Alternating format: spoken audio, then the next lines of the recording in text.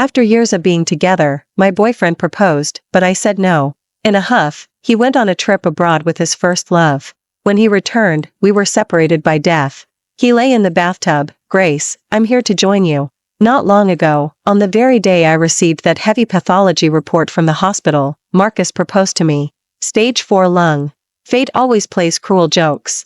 If I had learned the news just one day later, perhaps I could have married the man I'd loved for 10 years without a single worry. Marcus knelt before me, surrounded by the meticulously arranged proposal setting. The ring in his hand was exactly the style I had always dreamed of. My eyes welled up, and my voice caught in my throat. I'm sorry, I can't accept. He clearly hadn't expected me to refuse. Why? He pressed. Because, we're not a good match. My hand unconsciously tightened around the crumpled report in my pocket. How I wished he could see through my clumsy excuse. He stood up, gripping my shoulders with both hands, his eyes red. Do you have feelings for Daniel? I've seen you two together several times. Then, sensing my discomfort, he quickly released me. The romantic lights made me feel a little disoriented.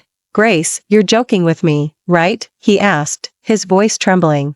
I opened my mouth, but in the end, nothing came out. If you've changed your mind, I won't force you. Marcus finally turned and walked away from me.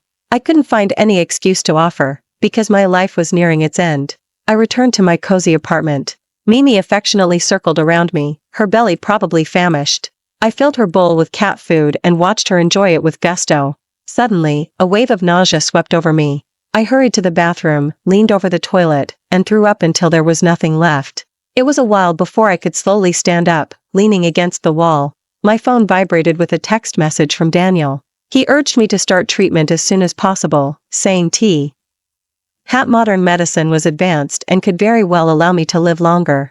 I replied to Daniel, I don't want to lie in a hospital bed, counting down the days to my death in despair. Daniel didn't reply again.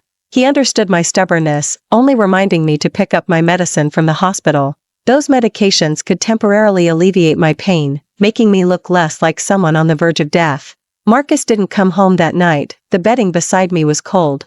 It was probably for the best. He wouldn't see my body curled up in agony, nor my bloodless lips. We had been together for several years and had never once had a serious argument. I also knew he had an unforgettable first love, who had lost touch after going abroad. Because was penniless back then, his first love's family tore them apart and sent her out of the country. I stayed by his side through the depths of his heartbreak, and naturally, we ended up together. The younger, inexperienced him would ride 10 kilometers in the dead of winter to buy me a cake and deliver it to the dorm building, simply because I casually mentioned I wanted one. He would save every penny to buy me a beautiful dress, then look at me with admiration and say, "My darling looks amazing." And when I cried uncontrollably after my parents died in a car accident, he held my trembling body tight in the hospital hallway, telling me, "You still have me. I am your family, your eternal support." I greedily reveled in all of it, everything that should have belonged to Sophia. After college, Marcus started his own company. We were dirt poor, sold things at the street fair, worked odd jobs, and didn't rest until dawn. We did every kind of tough, grueling work imaginable. No matter how hard it got, we never gave up on each other. Later, his company successfully went public, and our lives finally got on track. Marcus bought that small, but memory-filled house, the small apartment we had rented during our toughest times. He said, it was to remember the hardships and cherish the good times. Together, we adopted a sick, abandoned kitten, watching it get fatter day by day, like a balloon. I complained that Mimi needed to lose weight, but she just kept getting fatter. It turned out Marcus had been secretly feeding her wet food after I fell asleep. When I found out, he just sheepishly scratched his head. We no longer had to worry about money. Marcus bought me a big house by the river because I'd said I loved natural scenery the most. The walk-in closet was piled high with luxury goods and sparkling jewelry, all gifts from him. But I didn't care about those things, because was still the same boy who had eyes only for me. His work got busier and busier, with more business dinners. I felt bad for him, so I quit my job to focus on taking care of him. When he was at the office, I would always bring him lunch, because he said my cooking was the best. His colleagues all knew me and would tease playfully, bringing the boss's homemade lunch again. Marcus would just pretend to be stern and shoo them away. Swallowing the painkiller, I returned to Riverside to pack my things.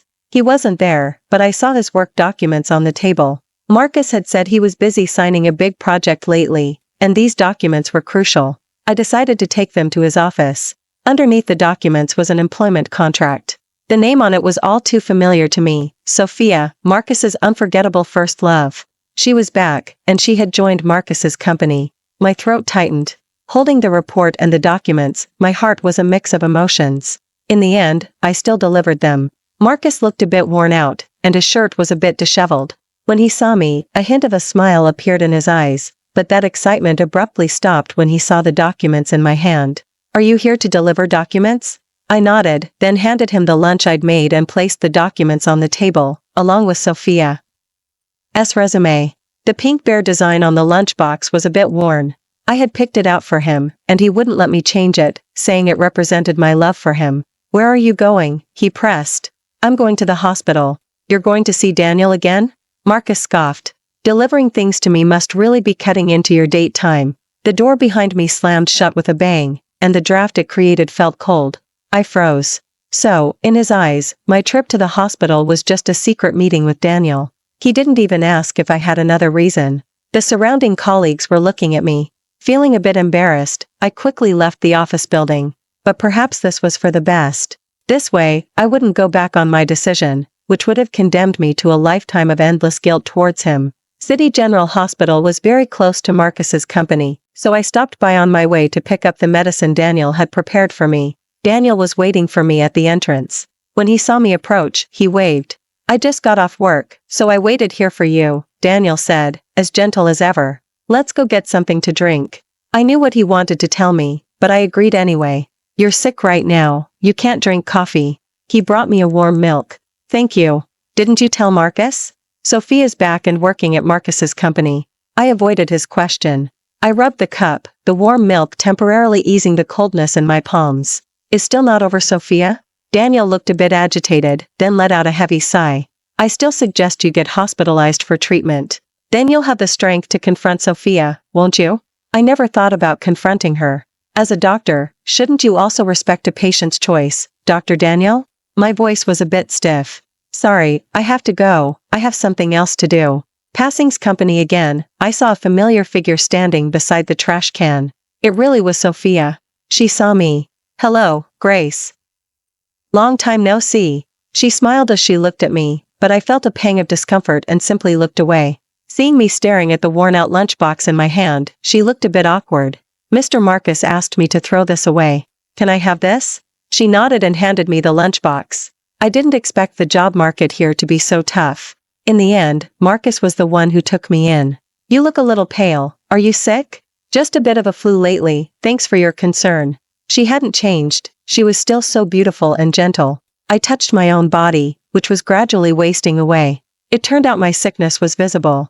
The evening sun was still bright, but its light was thin, casting no warmth on my body. The carefully prepared meal in the lunchbox was already cold. I ate it in large bites, tears unconsciously falling into the food. Eating with tears tastes awful. I decided to move out of Riverside. My body grew weaker and weaker. The items that held 10 years of memories with Marcus were slowly packed into boxes. I didn't call a moving company because I was afraid they would break the few remaining memories I had. As I packed, I looked through them. I hadn't seen Marcus in a long time. He was probably stressed and overwhelmed with that important project. What would his reaction be when he discovered I had moved out? I opened the journal. It was filled with photos and my handwriting. A card fell out from inside. Marcus promised Grace he would definitely take her to live in Lake next year. It was dated 2018.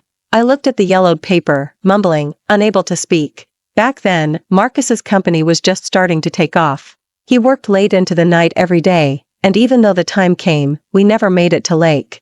I never blamed him. The door opened, Marcus was back. He was completely drunk. Seeing me back, he happily tried to hug me, then noticed the mess on the floor. "You're moving out?" I nodded. He froze for a moment, then said coldly, "Do I?" "Oh, you remember Sophia? She's my assistant now. I've let her stay in the guest room to help her adjust to the work pace here." Marcus went to take a shower after speaking. As the water ran, I touched my cheek, realizing my chin was wet with tears I hadn't noticed. Sophia moved in, and the three of us lived together in an awkward state. During the day, Marcus and Sophia were busy at the office. I would pack things at Riverside, and by evening, I'd take some items back to the cozy, trying my best to avoid seeing them. I never went to Marcus's company again. I was afraid of hearing the whispers from his colleagues. Sophia must have heard those things too. I wondered what she thought. Sometimes I would run into them. Sophia and Marcus would be laughing and chatting, and the girl's bright smile would smooth out his tightly furrowed brow. Neither of them had changed. They looked exactly as they had 10 years ago. If it weren't for their mismatched family backgrounds, Sophia and Marcus might have already been married. I suppose I was taking advantage of the situation. Back in the cozy, I held Mimi, idly scrolling through my social media feed. She seemed to have lost some weight recently. Thanks, Mr. Marcus, for the birthday party. Let's keep up the great work in the new year. Sophia posted it, with a sweet selfie and a picture of a familiar restaurant. He took her to our favorite spot for special occasions. I felt a fierce pain, like my insides were being twisted into knots. The pain brought me to my knees, and I curled up on the floor, gasping for air. I reached for the medicine on the table, sweat already dampening my temples and blurring my vision. I didn't have the strength to get up, so I just lay there on the cold floor and fell asleep. I dreamed of Marcus. It was the first birthday we celebrated together. Also my 19th birthday. Marcus mysteriously disappeared for several days. No matter what I asked, he remained tight-lipped. I guessed he was preparing a birthday party for me, so I pretended to be surprised and didn't ask any more questions. When he showed me the gifts he had prepared, my eyes still welled up. He had prepared 19 gifts for me. All the gifts from my birth until I turned 19.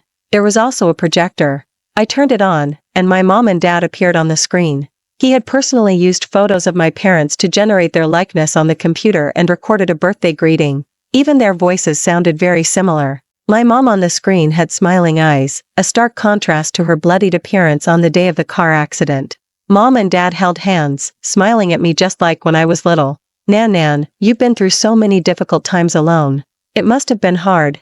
Nan, be brave and pursue the life you want. Nan, Dad and Mom will always be proud of you. We love you. The video ended, showing my parents' gentle smiles on the screen. That night, I held him and cried uncontrollably. He said I would always be his little princess, that love was a relay race, and he would continue to love me on behalf of my parents. My birthday was in the dead of winter, but I couldn't wait until then. At the end of my life, I hoped Marcus could celebrate my birthday one more time for me. I mustered up the courage to dial that most familiar number. I want to celebrate my birthday early. Can you come? The voice that answered was familiar and sweet. It was Sophia. Mr. Social Events and can't take calls right now. You can tell me what you need, and I'll relay the message. Nothing important. I want to celebrate my birthday this Saturday. Could you ask him if he can come? I tried hard to suppress the tremble in my voice, afraid of being found out. Okay, I'll let Mr. Marcus know once he's finished. Sophia's tone was calm, but only I knew this secret, and I was on the verge of breaking down. I didn't invite many people, just a few of my closest friends. I was already very weak, my cheekbones protruding, and my hair falling out in clumps. I used blush to improve my complexion and applied some lipstick to cover my pale lips. Even though I didn't want to care about my appearance, my sick self was truly unsightly. Daniel and Emma bought balloons and streamers and came early to help me set up. They even brought me my favorite fudge brownies. Just lie here and enjoy my service. Emma tucked in the edge of the blanket for me, took away the cosmetics I was holding, and laughed behind her hand. R is the most beautiful. Even though you're a bit thin now, it can't hide that you're a natural beauty. What, is this like hospice care? I laughed, teasing her playfully. Emma's movements paused, and her voice choked up. Don't say that, Grace. I finally received Marcus's call. After several days, hearing the voice of my beloved again felt somewhat unfamiliar. If he came and saw me in my sickly state, would he feel heartbroken? Sophia told me you were looking for me? His voice was so cold it left me bewildered. Yes, I want to celebrate my birthday this Saturday. Can you come? There was a moment of silence on his end. Grace, how about we put this balloon here? Daniel asked me to help check if the balloon's position was suitable. I turned to look where he was. Daniel was standing on one foot, trying to measure the spot, looking a bit comical. Hey, Daniel, you look like a big bear doing ballet. Emma laughed at Daniel, and I burst out laughing. Okay, put it there. Finally, there was a sound from the other end of the phone. Are you with Daniel? I froze for a moment. Yes, he's helping me set up for the birthday party. Another silence followed. I'm about to board a flight for a business trip to Europe. I'll probably be back in 2 months. I had never felt Marcus's voice sound so cold and hard before, like a bone-chilling wind piercing my heart. I can't wait. I can't wait that long. I'm about to. My emotions surged. I bit back the rest of my words, clutching the edge of the blanket, gasping for air like a fish out of water. Grace, whatever it is, let's talk about it when I get back from my trip. Perhaps sensing the awkward atmosphere between us, Marcus ended the call. I couldn't wait 2 months. I was dying, Marcus. Large tears streamed down my cheeks and into my neck, tasting bitter. My heart was pounding so fast, it felt like it would burst from my chest. I clutched my chest in pain, wanting to say something to Daniel. The ceiling seemed to spin and crash down on me. I heard myself fall to the ground with a thud. When I woke up, I was lying in a hospital bed. Even though I disliked hospitals so much, here I was. I almost wanted to laugh. Outside the window, the plane trees were lush and green, with sparrows nesting in them. The branches intertwined, leaves overlapping, making the sky appear fragmented. My lips were terribly dry. I wanted to reach for the water on the bedside table. Daniel pushed the door open and came in. You're awake. How do you feel?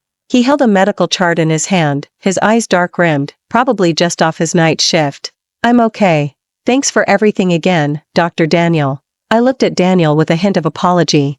Emma adjusted the head of the hospital bed to a suitable angle for me, so I wouldn't be so tired sitting up.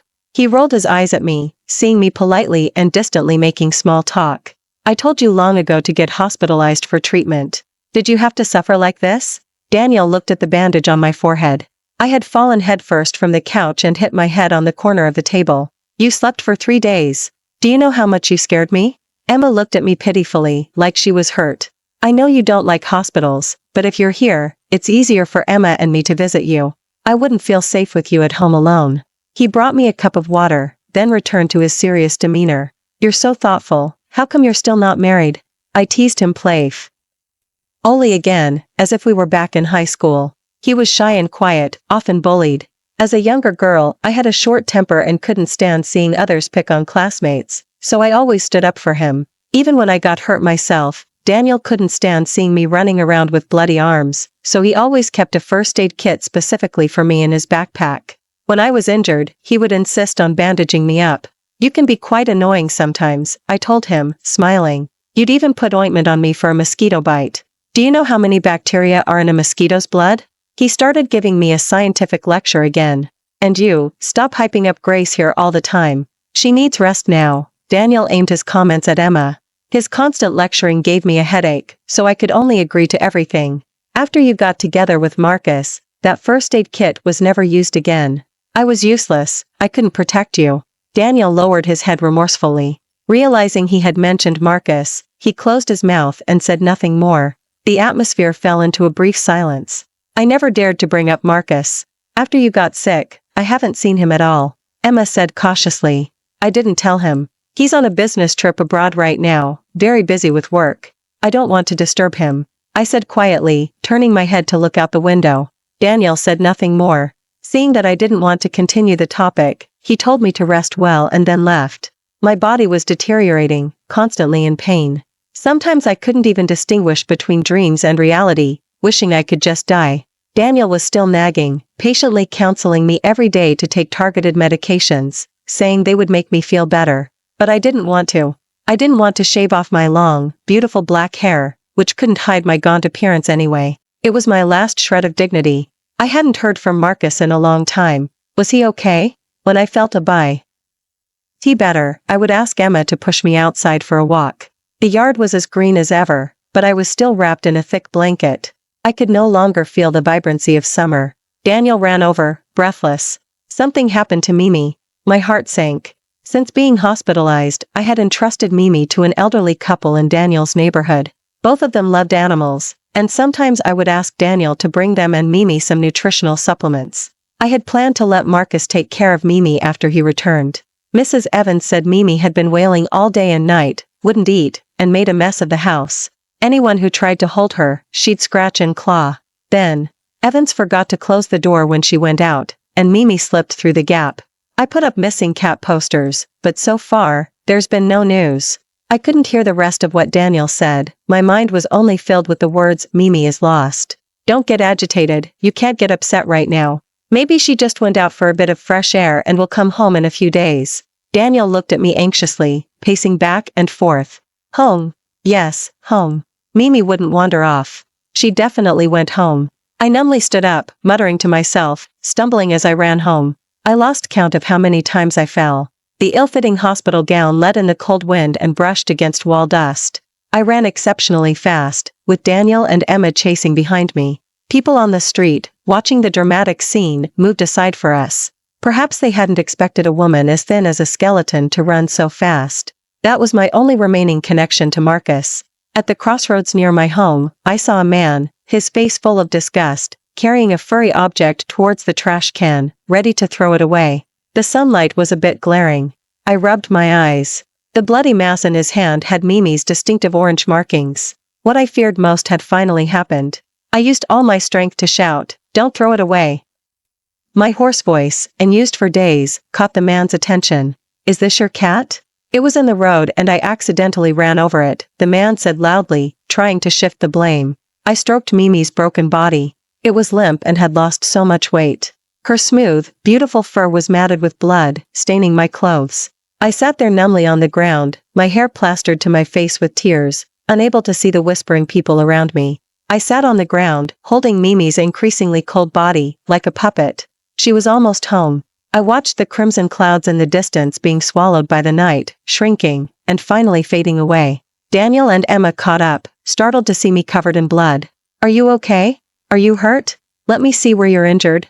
Daniel circled me, checking my body. Mimi is dead. She was hit by a car." Only this single sentence escaped my hoarse throat. Only then did Daniel look down at the bloody bundle in my arms. Daniel and I buried Mimi in the hospital courtyard. It was a spot that got sunlight every day, and Mimi loved the sun most of all. After everything was done, I returned to my hospital room like a puppet. I opened my phone, the screen's light was a bit harsh. I scrolled through my social media feed, which I hadn't looked at in a long time. "Oh, that scumbag. You're suffering terribly here, and he's off on vacation with his first love?"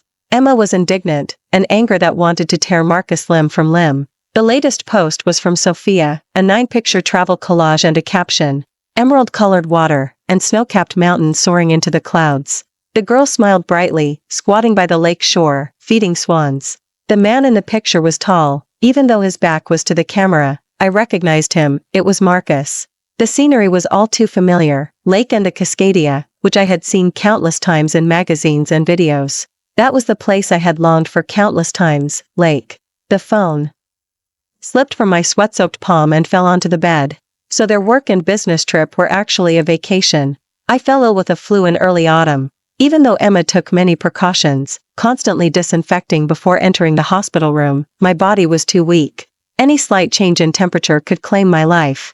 I slept day and night. Sometimes I dreamed that Marcus rushed through the door and sat by my hospital bed, anxiously calling out, "Grace, wake up." Opening my eyes, I realized it was just a dream. Marcus and Sophia were abroad. How could they possibly be back? After an unknown number of days, I felt better. My spirits improved, and even the pain in my body lessened. With nothing to do, I asked Emma to bring my journal, and I carefully flipped through it. Marcus promised Grace he would definitely take her to live in Lake next year. Reading this, I smiled, picked up a pen, and wrote a few words. "Marcus, the big liar." I crossed it out. It looked awful. I hadn't written in so long that my handwriting was shaky and crooked, like a string of worms. I laughed and then started to cry. My phone rang. It was Aunt calling. Right, I hadn't visited her in a long time. After my parents passed away, even though I lived alone and was a terrible cook when I first started, Aunt downstairs always invited me over for meals. She treated me like a daughter. Once at a parent-teacher conference, the classroom was packed with 45 seats full, but my seat was empty because my parents were dead. My friends asked why my parents never came, and I could only clench my fists and say they were busy with work. When I inadvertently mentioned it to Aunt, I saw her secretly wipe away a tear. The next time there was a parent-teacher conference, Aunt went. That time, I wasn't questioned. "Grace, dear, you and Marcus haven't visited in so long. Auntie made your favorite preserved sausage, lean meat, no fat at all. Come get some when you can, okay?" Auntie's voice was as kind as ever. "Auntie, Marcus has been pretty busy these past few days, on a business trip out of town. He'll be back in a few days. You and Uncle need to take care of yourselves, and remember to wear your scarves in the autumn so you don't catch a flu." I cleared my throat, trying to make my voice sound normal. Grace, dear, you sound a bit congested. Make sure to rest, okay? I know you young people are busy with work, but no matter how busy, you have to take care of your health. Oh, my chicken soup. Her footsteps grew hurried on the other end. Grace, call me more often when you have time, okay? Auntie's chicken soup is about to burn. I hung up the phone with a faint smile. Yes, so many people loved me. What should I leave behind?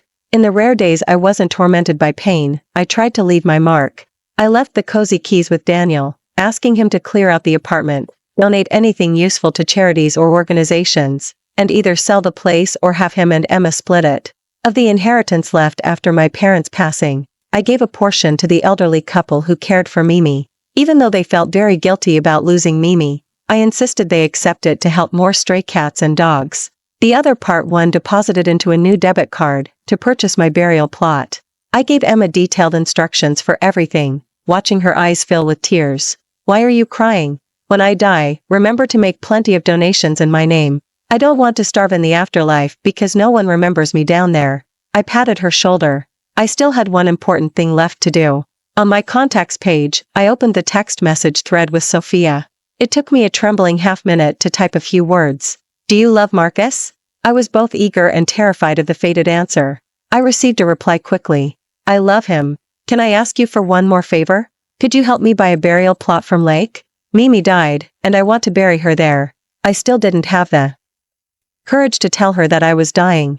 Okay, I'll contact you then. No need. Just contact Emma directly. I wish you both happiness. Typing those words drained all my strength. I felt an unprecedented sense of exhaustion and weariness.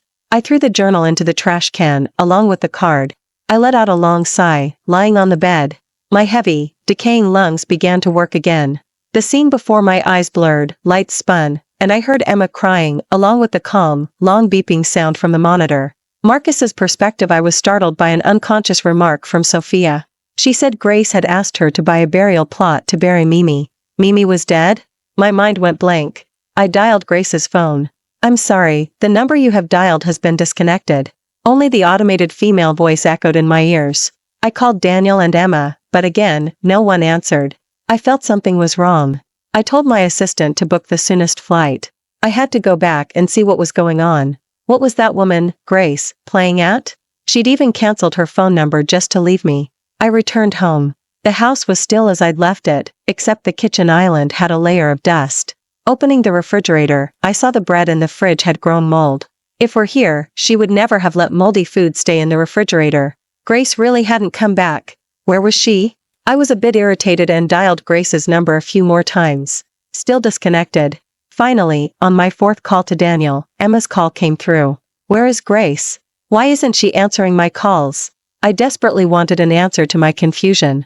There was a moment of silence on her end, then she uttered a sentence that I would never be able to forget for the rest of my life. She's dead. Stage 4 lung. I couldn't hear anything else, my mind was filled only with she's dead. I still clung to a last shred of hope, asking if it was a joke. Her urn is with me. I'll personally take it to the lake. Burial plot. If you have any questions, you can check your cozy. The voice on the other end was cold as she hung up the phone. I don't know what state of mind I was in when I returned to the small apartment that had once been filled with Graces and my laughter. The decor was exactly as it had been, only Mimi and Grace were gone. I saw the scattered bottles and jars on the table, with obscure medical terms written on them, and the thoroughly cleaned pink bear design lunchbox. And there was the journal that Grace cherished most. No, she had corrected me. It was her journal. Inside were places Grace and I had been to and beautiful things that had happened, all written down sentence by sentence. Turning to the end, there was a crumpled card, dated 2018. Marcus promised Grace he would definitely take her to live in Lake next year. I had forgotten. Completely forgotten. I knelt on the floor, praying that time could turn back to that year, but it was ultimately futile. I remembered that day, the day Grace brought me the documents. I had intentionally left Sophia's resume at home, thinking Grace would get jealous and then accept my proposal. It turned out when she said she was going to see Daniel, it was to get painkillers from him. Years ago, she had also cautiously asked me if Sophia hadn't been sent abroad, perhaps she wouldn't be the one in my arms now. I had refused her birthday party when I said I was going to Europe with Sophia. That was my last chance to see her. Buried memories resurfaced, flooding my mind like a tidal wave, causing me to let out an uncontrollable cry of despair. How much pain she must have suffered, dying alone. It was I who, step by step, gave up all my chances, and even suspected her of changing her mind, but was already dead. What good was it to say all this now? I had stayed in the cozy for 3 days, not touching food or water. Sophia knocked on the door outside, but I pretended not to hear her. I paced around the house, gazing at pale walls. The house was filled with traces of Grace and me. I called Emma, but she flat out refused to tell me the burial plot's location and ripped into me. Before died, you were traveling the world with other women, indulging in romance, she fumed. Now that she's gone, you're playing the role of a devoted mourner. Stay away from Grace and stop disgusting Daniel and me. I knew she was right. It was too late for words once someone was gone. The succulent plants on the balcony windowsill had been neglected and had long since withered and died. The shower gel in the bathroom was still Grace's favorite jasmine scent. I filled the bathtub with water and sat in it, clutching the postcard I had personally signed, as if by doing so, I could feel Grace still by my side. The water soon filled my ears and covered my body. A vivid red streamed down my arms, staining my vision. I would see Grace soon. Thank you for watching today's story. If you liked this video, please like and share with friends. We look forward to hearing your thoughts in the comments. Feel free to share your thoughts, and don't forget to subscribe to our channel for more amazing stories. See you next time.